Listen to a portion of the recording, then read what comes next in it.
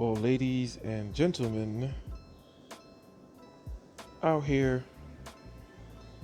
at the balcony, and it's a beautiful night out here in Accra, Ghana.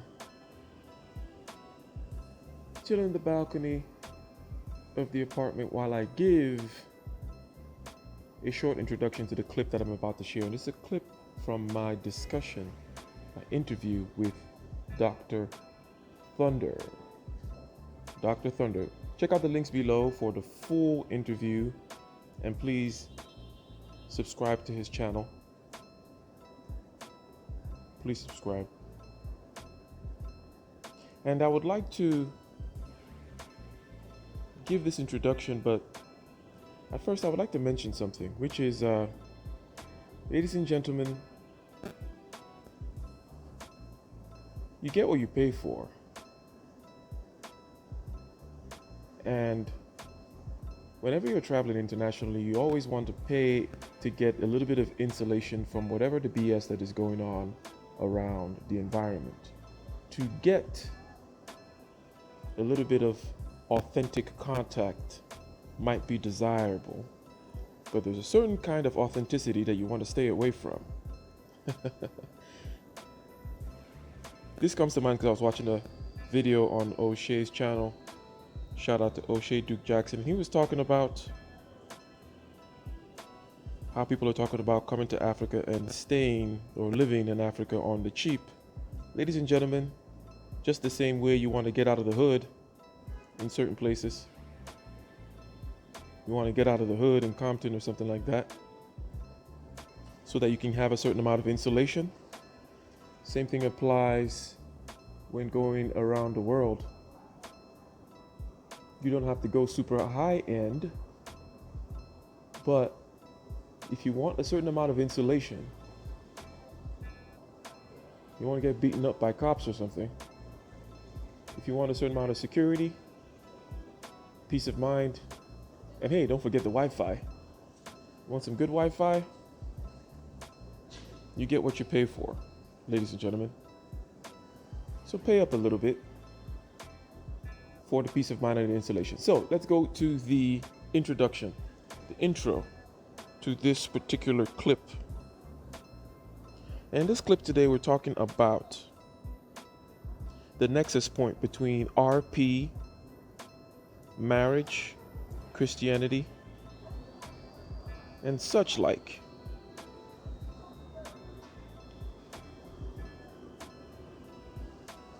And Kevin Samuels represented a particular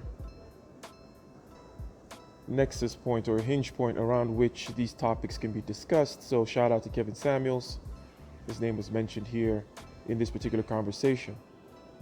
So we went through talking about certain RP topics and then moving on into the aspect of marriage. What is the relationship between marriage and RP?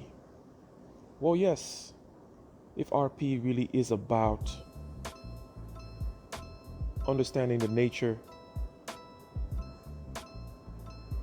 of the sexual dynamics, the sexual marketplace, and interpersonal relationships of an intimate kind amongst human beings, does it preclude marriage automatically? Of course, there are many different choices, many different communities, many different sub-communities, and each individual needs to make his own particular choice in the matter. But how do we think through and think about these topics? And then how does it relate also to religiosity and Christianity? So myself and my interlocutor, Dr. Thunder, thought that Kevin Samuels was a good nexus in terms of handling these things, not diluting the RP message, while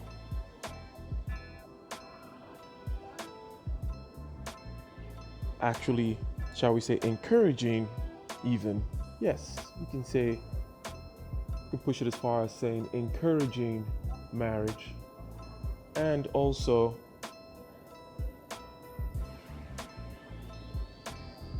openly discussing Christianity, which I find fascinating. So we go through this, and I just wanted to share this clip. Once again, check out Dr. Thunder's channel. The links are in the description below. Okay, go ahead and subscribe to his channel. He does a lot of great interviews. And enjoy the clip. Let me know your thoughts. What do you think about the nexus between the red pill and marriage? If you are married, what are you doing in these RP spaces? If you are not married, what do you think about marriage? What do you think about religiosity and Christianity in particular, for example? Let's talk about it. Peace. Statistics like statistics on infidelity, for instance. It used to be, and there was no competition. Men were always the guilty party.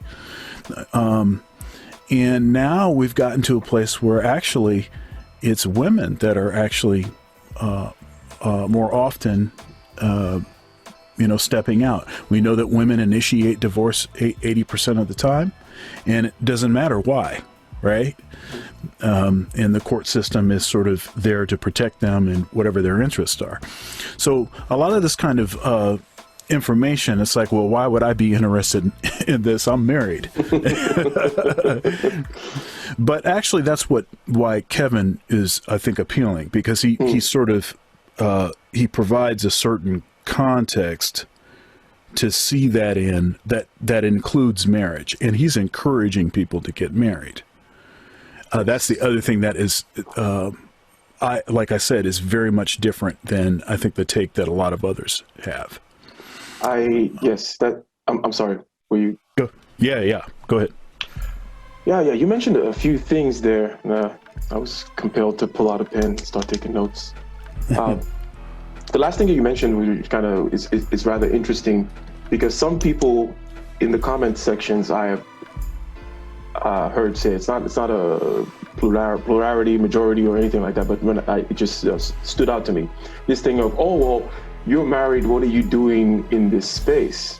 I'm engaged, for example. I'm getting married in March, okay?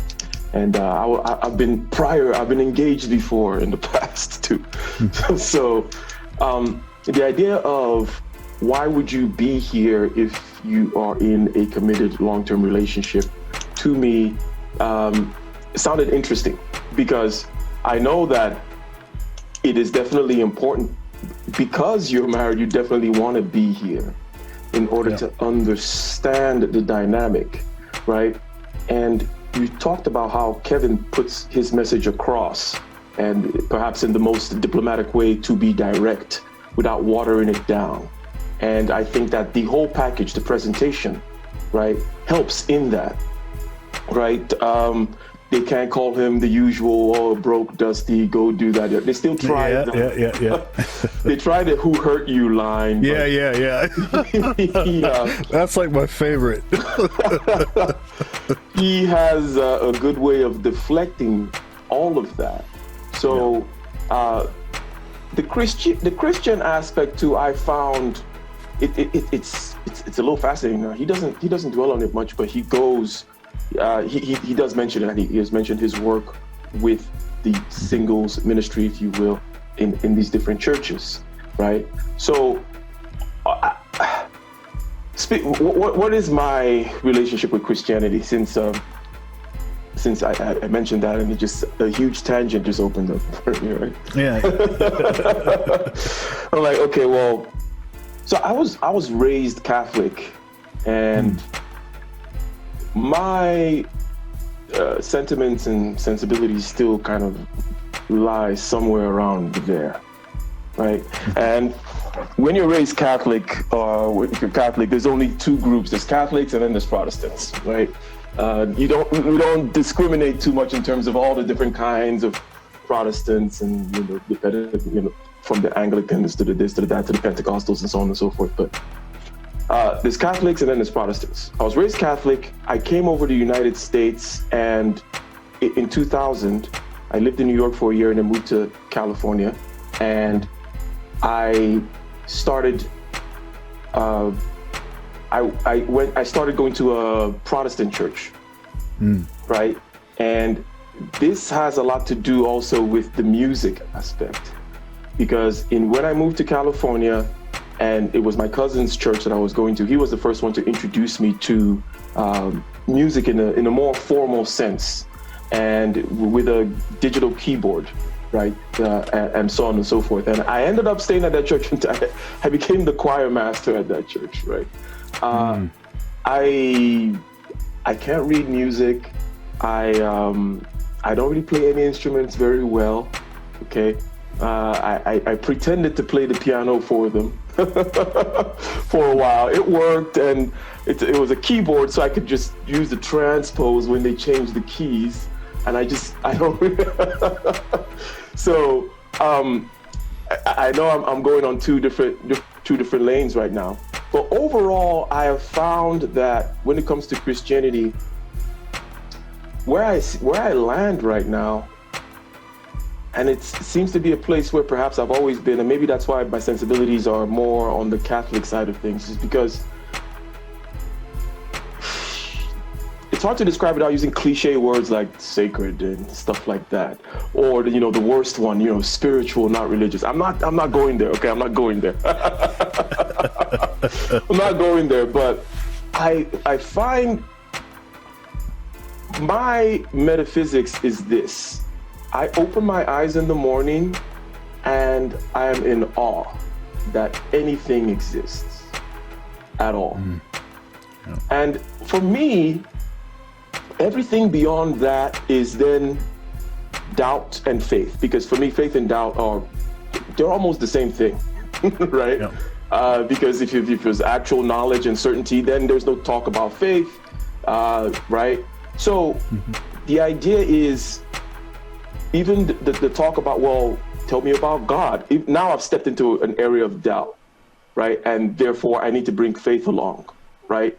Or what exists and what doesn't exist, or why are we here? What's our purpose, so on and so forth. That's all just taking those steps into doubt and faith. But the part that seems where I stop, or where I have the most comfort, is just the awe that anything at all actually exists. Needless to mention that you and I actually exist. But the fact that there is anything at all, that there's such a thing as a universe at all, is the biggest trip ever. And the looking for miracles, for me, it's almost like the miracles have to happen within the context of the universe, which is the biggest miracle of all. Right? So it's this very circular thing. So say that to say this in terms of spirituality, and since it kind of just was a big shiny object that came up and I had to follow it, that I've always been someone that liked the realm of mythology, let's say, the Bible, since that's kind of my particular mythology. I cannot help the culture I was born into and how I was raised, and the way this has come to be, raised Catholic, being in the Christian culture and so on and so forth. So can't change that.